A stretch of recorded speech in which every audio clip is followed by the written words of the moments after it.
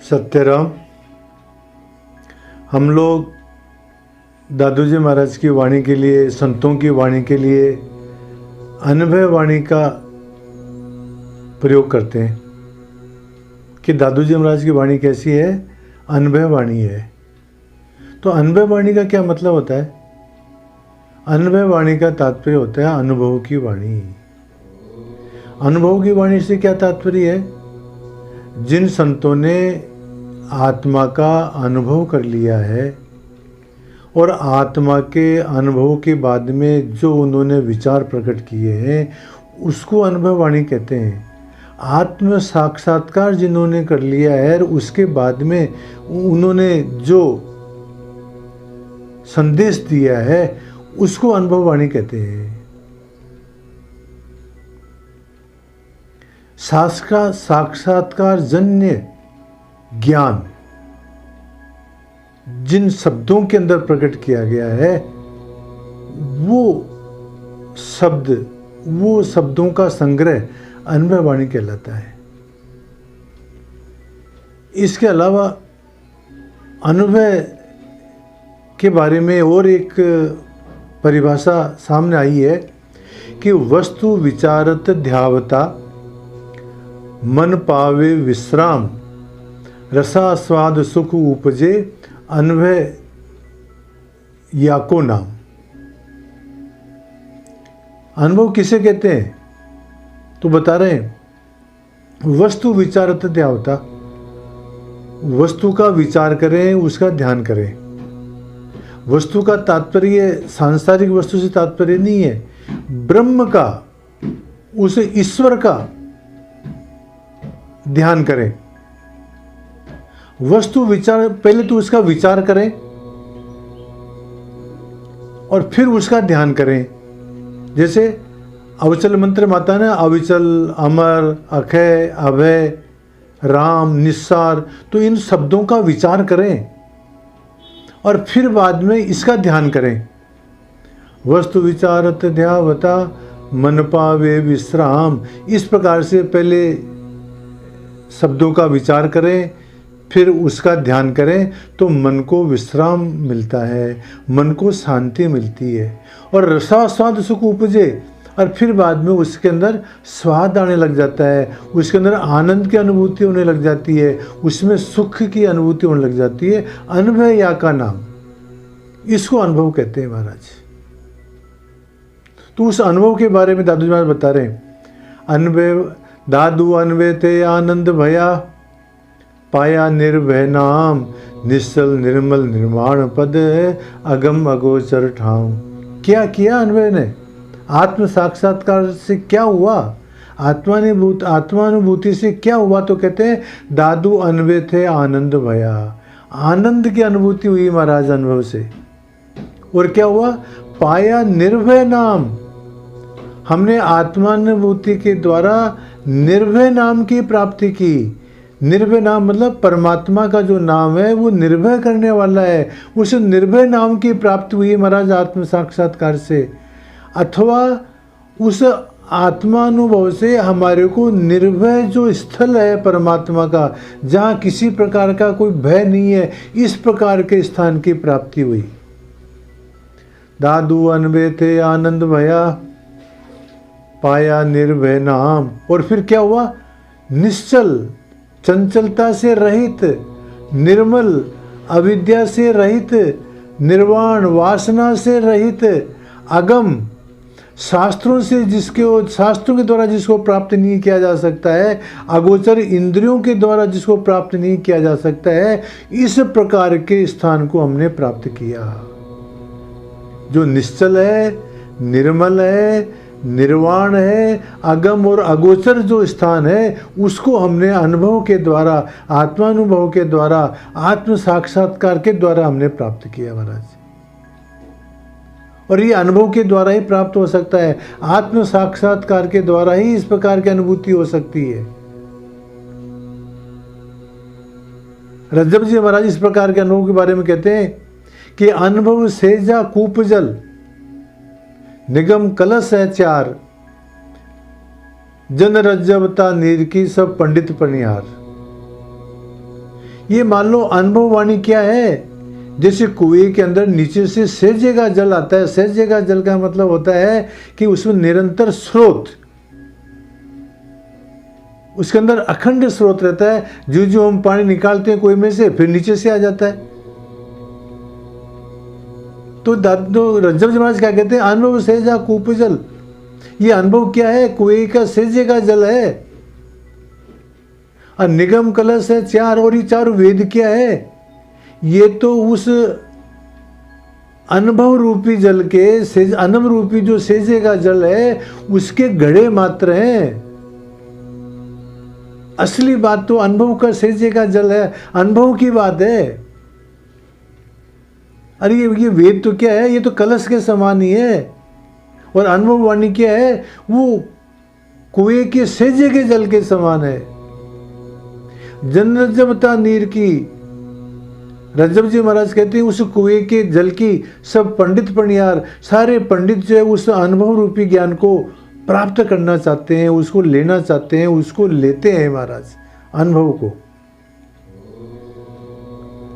तो इस तरह से दादू जी महाराज साखी में कहते हैं, दादू अनवे ते आनंद भया, पाया निर्भय नाम, निश्चल निर्मल निर्वाण पद, अगम अगोचर ठाम। और आगे अनुभव के बारे में बताती हूँ। और कहती है आगे दादू जी महाराज कि अनवय वाणी अगम को ले गई संग लगाए, अगय गहे अकह कहे, अभेद भेद लहाय। वाह वाह। अनुभव वाणी मतलब आत्मानुभवी संतों की वाणी, जिन्होंने आत्मा का अनुभव कर लिया है। इस प्रकार के संतों की वाणी ने क्या किया? जिज्ञासुओं की जो वृत्ति है, अंतःकरण की वृत्ति है, जिज्ञासुओं की वृत्ति की, उसको कहाँ ले गई? अगम को। अगम मतलब जो शास्त्रों के द्वारा भी जिसको प्राप्त नहीं किया जा सकता है, वहाँ ले गई महाराज अनुभव वाणी। जिज्ञासुओं की अंतःकरण की वृत्ति को अनुभव वाणी शास्त्रों से भी जो अगम है, शास्त्रों के द्वारा भी जिसका ज्ञान नहीं किया जा सकता है, वहाँ अनुभव वाणी ले गई महाराज जिज्ञासुओं के अंतःकरण की वृत्ति को। अनुभव वाणी अगम को ले गई संग लगाए। और फिर क्या हुआ? अगय गहे, उस परमात्मा के बारे में से कहते हैं ना कि वो पकड़ में नहीं आ सकता है, तो महाराज उसको पकड़ लिया गया अनुभव वाणी के द्वारा। अकह कहे, जिसको कहा नहीं जा सकता है, उसको मतलब वहाँ कहा जा सकता है लक्षणावृत्ति के द्वारा। अभेद भेद लाए, जिसका कोई भेद नहीं पाया जा सकता है, उसको भेद मालूम हो गया। कहने का तात्पर्य क्या है महाराज? जब आत्मानुभव हो जाता है तो वहाँ पर अग है, उसको पकड़ लिया जाता है, अक है, उसको कहा जा सकता है अनुभव वाणी के द्वारा। और जो अभेद है, उसका भेद भी मालूम किया जा सकता है। कब? जब आत्मानुभव हो जाता है तब। वही बात कहते हैं, अनवय वाणी अगम को ले गई संग लगाए, अगय गहे अकह कहे, अभेद भेद लहाय।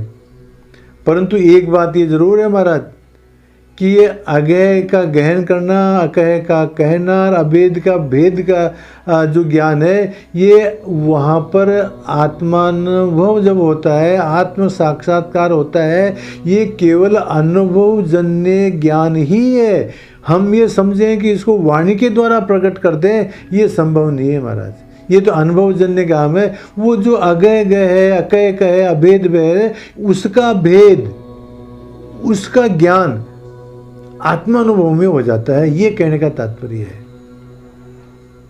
और कहते हैं दादू जी महाराज, जे कुछ वेद कुरान थे, अगम अगोचर बात, सो अनबे साचा कहे, ये दादू अकह कहात। जे कुछ वेद कुरान थे, जो बात वेदों के अंदर, कुरान के अंदर, शास्त्रों के अंदर और वाणी के द्वारा भी जो बात नहीं कही जा सकती है, जे कुछ वेद कुरान थे, जो वेदों के द्वारा भी नहीं कहा जा सकता है, कुरान के द्वारा भी नहीं कहा जा सकता है, शास्त्रों के द्वारा भी नहीं कहा जा सकता है, इंद्रियों के द्वारा भी जिसका ग्रहण नहीं हो सकता है, सो अनुभव साचा कहे, ये इन बातों से मतलब वेद से, कुरान से, शास्त्रों से और इंद्रियों से तो वो बात पकड़ में नहीं आ सकती है, परंतु आत्मानुभव के द्वारा ये बात समझ में आ सकती है। आत्मानुभव के द्वारा उसका अनुभव हो सकता है। दादू यहू दादू अकैकात, अकैकात का तात्पर्य क्या है कि परमात्मा के बारे में कुछ भी कहा नहीं जा सकता है। तो अकैकात का तात्पर्य क्या है? अनुभव में स्वरूप का निश्चय हो जाना ही अकैकात है। स्वरूप का निश्चय हो जाना अनुभव के द्वारा, यही मान लो क्या अकैकात है। अथवा अकैकात का तात्पर्य क्या है कि जो वेदों के द्वारा भी, शास्त्रों के द्वारा भी जिसका वर्णन नहीं किया जा सकता है, वो अकैकात है।